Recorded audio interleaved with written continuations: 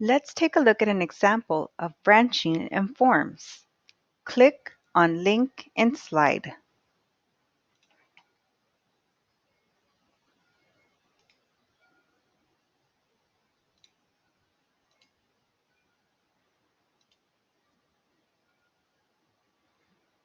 Here is a simple quiz on telling time for third graders. What time is shown on the clock? I'll answer this one correctly. 6 o'clock. And the quiz moves me to the next question. What time is shown here? I'll answer 2:45. Whoops, looks like that wasn't right. But no worries, I'll look at this reteach image to review a few concepts. Note here, when you're selecting your own images to show for reteach, it's best to choose those your students have seen before. Once I study the picture, I can try again. This time, I choose 1:45.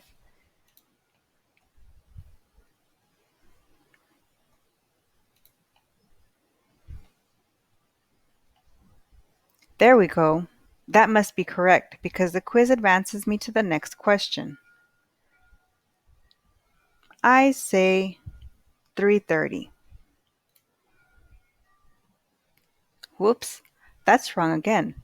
But look, here's another helpful image reviewing key concepts.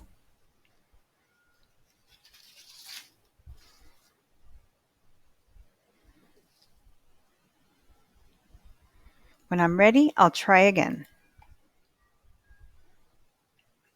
I'll choose for the last question.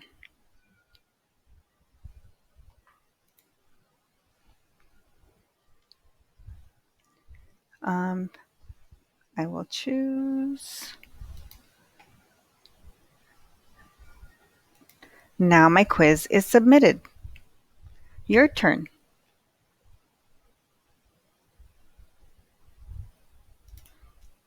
You can go back to your Sway tab and click on the link to start again. It's time for you to explore the quiz yourself, getting a few answer or two wrong so you can see branching in action. So if you want, you click again.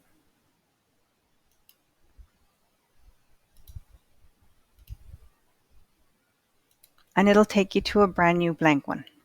I'm sorry, a brand new template of the one we made. Okay, for those of you that are scratching your heads now, this graphic is a good visualization of how branching works. So I want you to stop and think for a bit. And here's this image. Take a look at question 1. The first two answers, A and B, are incorrect. When a student chooses them, they're presented with a review of the skill. If a student chooses letter C, they're moved to question number 2, which is shown right here. The same thing happens here. If they answer incorrectly with B or C, they'll be given an opportunity to review the skill. If they answer correctly with A, they're advanced to question 3, and so on and so forth, till the end of the quiz. Remember, this is all on your How Branching Questions Work in Forms handout, in case you want to review this information later on.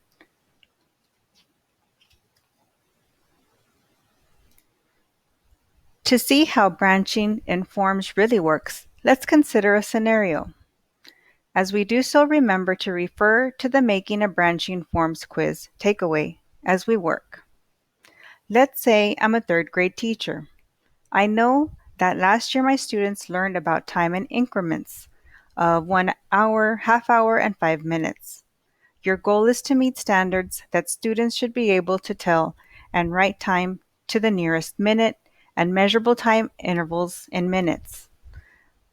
They'll also need to solve word problems involving addition and subtraction in time intervals of minutes. For example, by representing a problem on a number line diagram.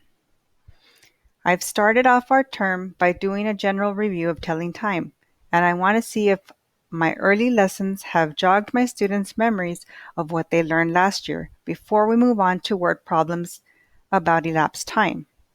I've prepared all the questions I want to use and have gathered instructional videos to support each of those skills in case a student misses a question. There's only one thing left to do, making our branching forms quiz. Let's dive in. First things first, I have to open in forms. So there's several ways to open in forms. We have our apps.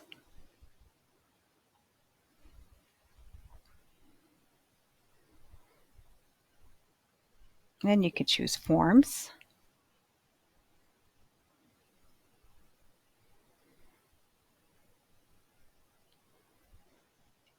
Okay. Usually we've already logged into our credentials to use our Office 365 account. So I'm going to select New Quiz. I'm going to add a title.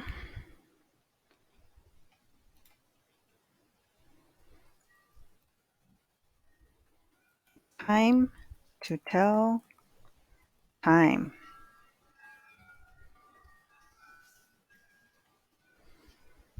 I can add a description too, but I'll skip that for now. I click on Add Question. I choose choice for multiple choice. Since this is a quiz on telling time, I'm going to need an image for this question. When I click on the image icon, I can upload a photo from my computer, search for one in Bing.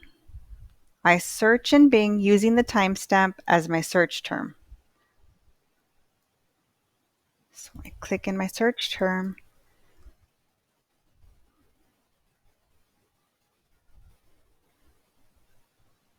select the image and click Add. So let's say I want a clock that has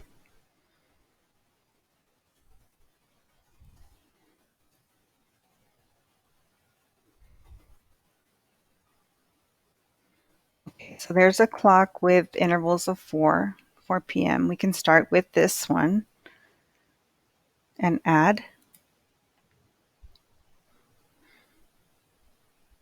I click into the question box and type out my question.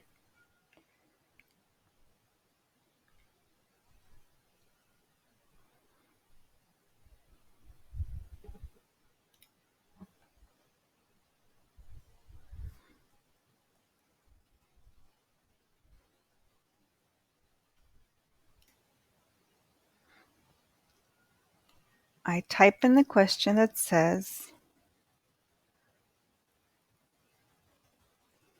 what time is shown, or what time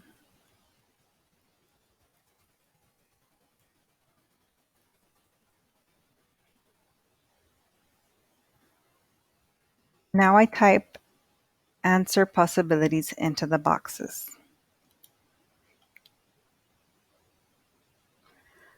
And the image goes in here. I'm sorry, guys, I misplaced it.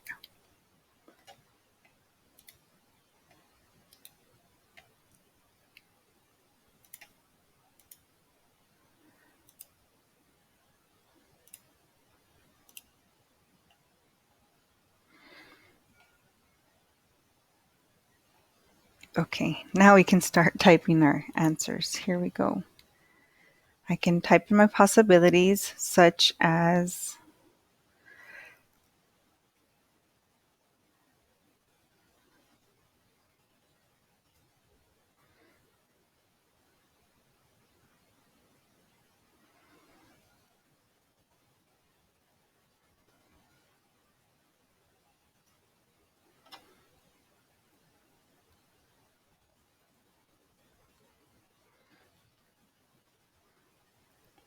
Okay, and I select the check box next to the correct answer. I enter a points value. So I look at the points value and I can choose if I'm going to have 10 questions, I would put, the value of 10 points each. I toggle the required option so that they could answer it. I click add question to continue.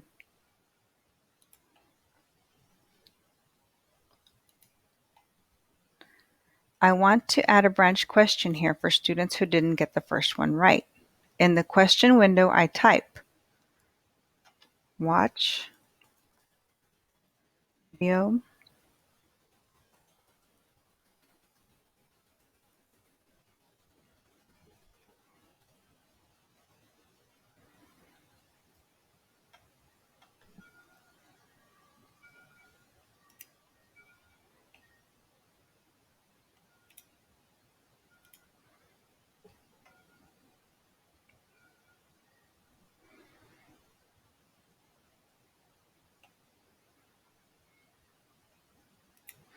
You would add your reteach URL here.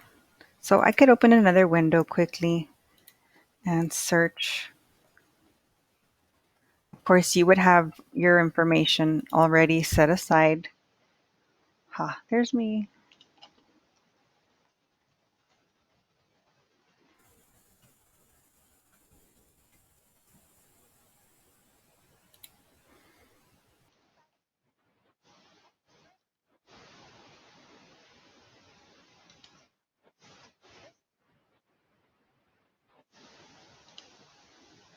Okay.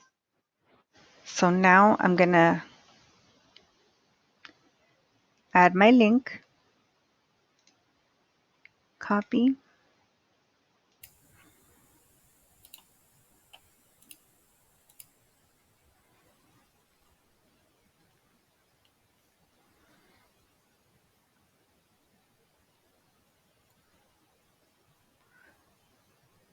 In the answer choices, I add two options. Try again and move on.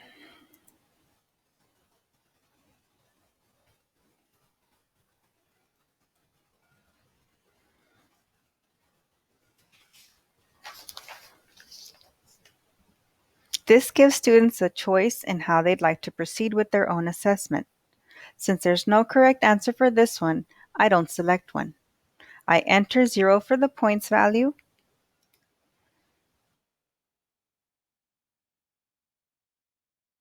and I do not toggle required this time. Now I'll head back to question 1. See this button that looks like a stack of papers? When I push it, it copies my question. I push the down arrow to move the new copied question into the third slot. So did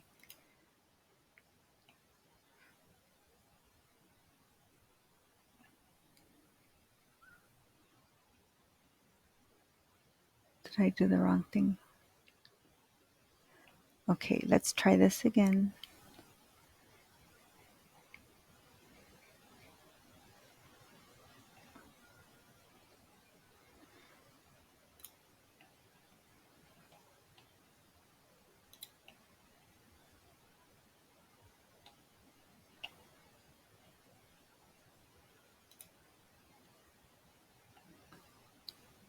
Okay, so here is the stack of papers. I would click to copy, and I can use the arrow button, these arrows right here. I push down the arrow to move the new copied question into the third slot. So I'm going to push it down to the third slot. So this is my first one, my second one, and my third one.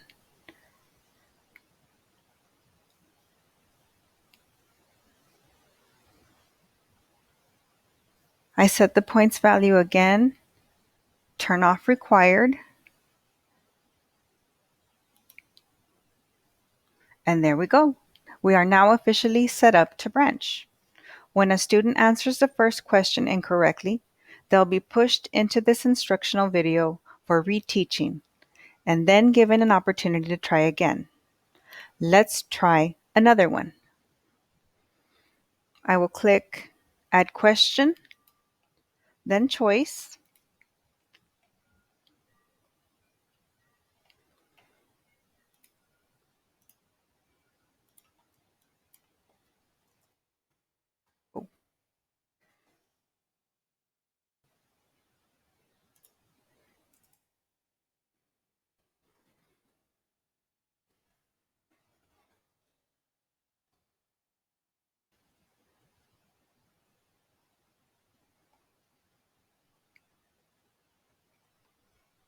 Okay, I'm going to choose this one because it has the hands.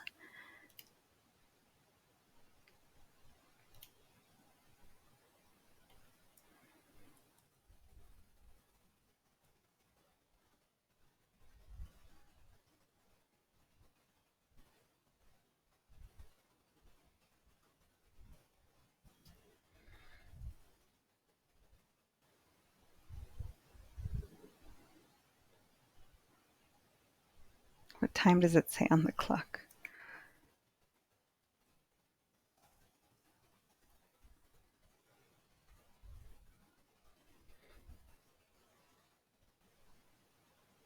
I enter my 3 choices and click the check mark next to the right one. So I know this is going to be 11:50.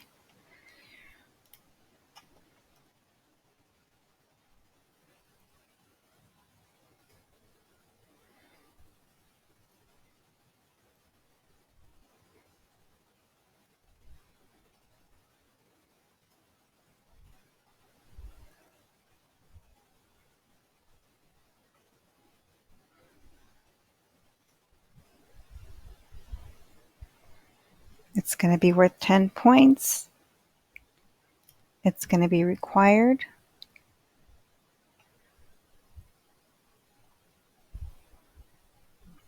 I click Add Question, Choice. For question, I type watch video.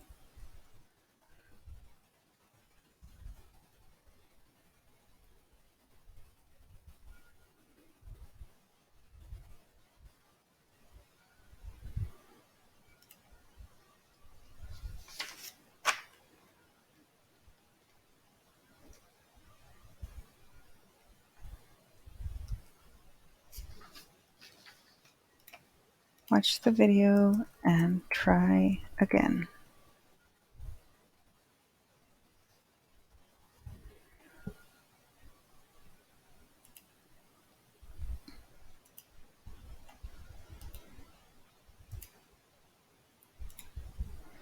So I insert my link. For the answers I add, try again, move on. I assign 0 points and turn the required switch to off. Now I'll go back to question 4.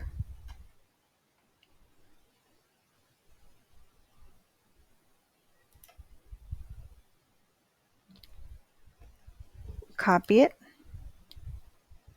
and move it down to the last spot.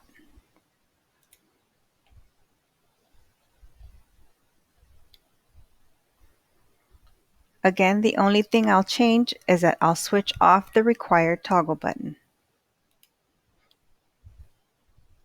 For a real quiz, I would obviously enter more questions than this, but since we're limited on time, let's pretend that all of the assessment items and branches have been entered. There are a few more settings to establish to ensure my students flow smoothly through the quiz, and they're located all the way up in the ellipsis at the top of the screen. That's the 3 dots, where I choose branching. Under the first question, I navigate to the correct answer and select menu. See, all the way up.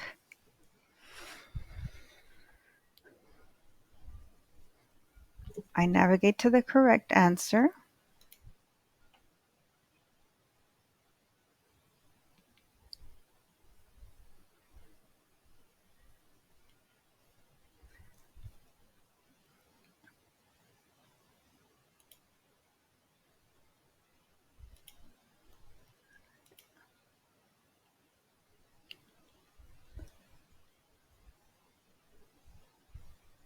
Add branching.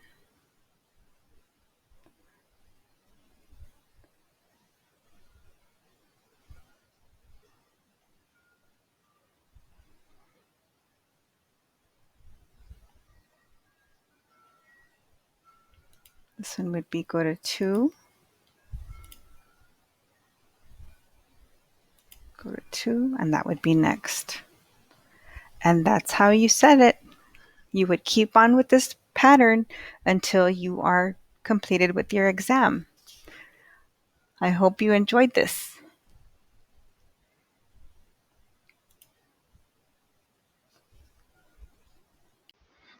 Okay, let's continue with the branching until we are done so we can demonstrate what we've learned today. So I've adjusted my settings for the first question. If they get the first two, if they answer incorrectly, it prompts you to where to switch them to. Okay. So here we go. What time does the clock say? We know this one's right. So they would have to go to watch the video and question again. And this one's pretty basic since it's the same video again. That's really great. Here we go again. If they get this one wrong, we had another video on 5.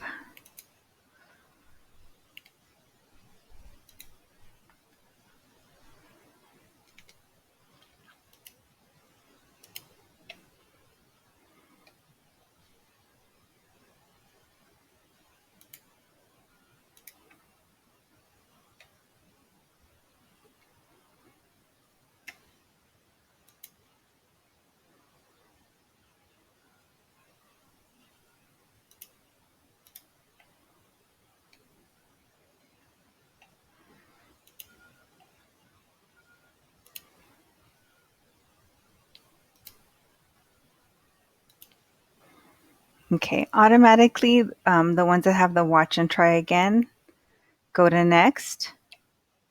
And for the last one, we know that we want them to end the form. Once they have gotten this answer correctly, we would end the form, and especially for time's sake.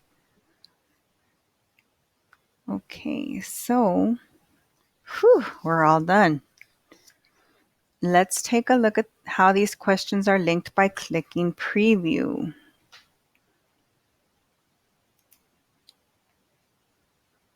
Go back and hit preview. So let's click the wrong answer for the first one. And it takes me to my video. There you have it, guys. I hope you enjoyed this. You'll be able to set up other criteria, other contents with this format. Now that we have less time with our students face-to-face, you can make very intentional assessments, and you can use the data from these assessments to drive your instruction. Enjoy.